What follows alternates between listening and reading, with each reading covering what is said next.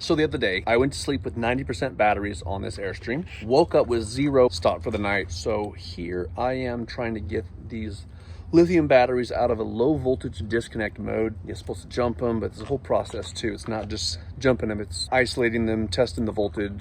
Open this guy up and see what it looks like.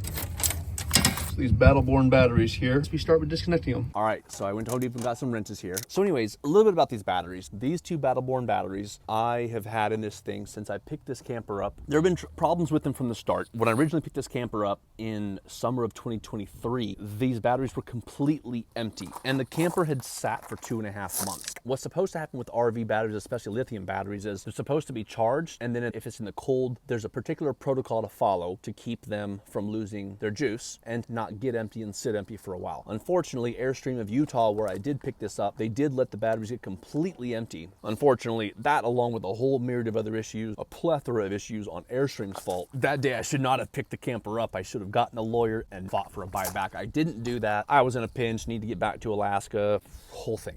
But that was a big mistake I made that day of accepting this camper because now I'm stuck with it 1.5 years later. But obviously trying to make the best of a bad situation here. The other day, we went to sleep with 83% battery charge. These batteries have been a pain for the whole last year and a half. They barely take a charge. Sometimes they get as high as 70, 80% charge. They did get to 83% and they've been at 0 ever since. Now they're in what's called a low voltage disconnect mode, which is built in. It's designed for these batteries. If they get to 20%, it shows 0. It's not really 0. It gets to 20% to avoid the batteries from being completely ruined, and then you're supposed to pull them out of low voltage disconnect within 5 days. The way to do that is to disconnect the batteries, pull them out, charge them off of a vehicle for 15 minutes each, measure the amperage, put them in, and go from there. So right now I'm going to pull these batteries out, hook them up to my truck, charge them each for 15 minutes.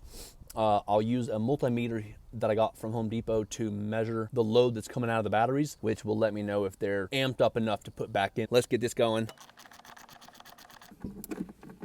All right, so I do have a wet spot down here, as well as a matching area right here from where these batteries are leaking.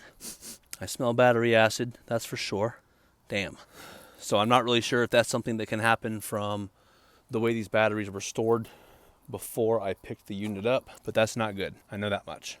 All right, I have 2 spots on this battery with matching area underneath. All right, so this has been fun. Not much light out here now, but I'll turn on the flashlight here and show you.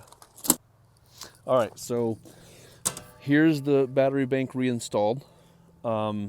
Essentially, these batteries, because they're leaking, we had to reinstall them and then plug the camper back in so that we can have electricity. We have no battery bank, so there you have it. We've got to be plugged in. We have to have the batteries reinstalled so that we don't end up shorting anything out inside. Possibly going to be getting new batteries on Tuesday.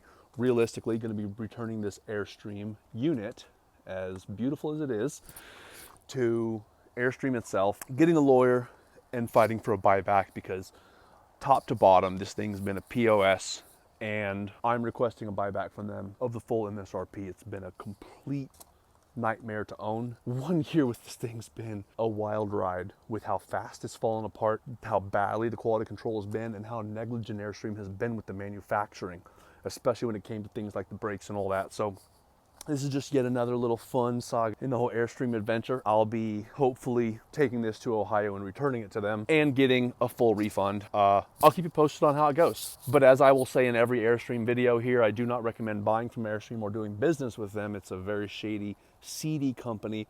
And the minute that you have any issues with things that are quite obviously manufacturer negligence, they turn on the customer in a very, very bad, very, very harsh, aggressive way. It's a very bad company, very bad product. Quality control is in the dumps, and the design is very poor as well. Sorry, it's so dark out here. In future videos, I'll go through exactly what's wrong with the design.